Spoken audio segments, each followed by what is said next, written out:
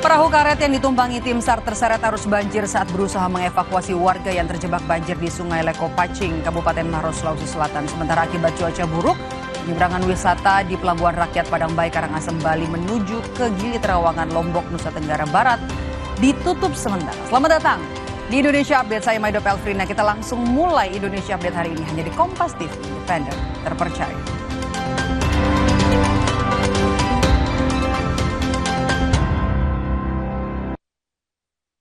Informasi pertama, saudara, sopir minibus adang mobil yang diduga travel gelap di Kecamatan Sindang Barang, Kabupaten Cianjur, Jawa Barat.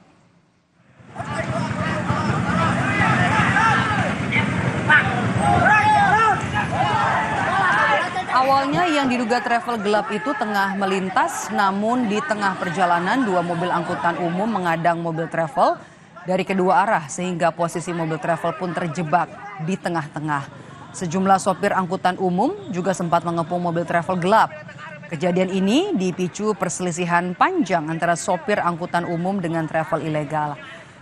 Akibat insiden ini, saudara, polisi telah melakukan mediasi antara sopir angkutan umum dan juga sopir travel gelap.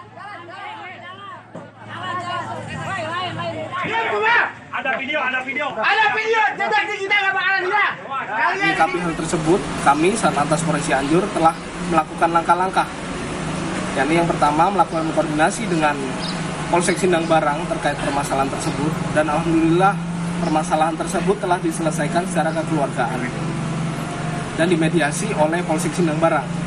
Kemudian sebelumnya juga kami telah melaksanakan komunikasi ataupun himbauan kepada ketua komunitas KD MI atau perwakilan untuk menahan diri dan tidak melakukan tindakan sweeping ataupun tindakan main hakim sendiri.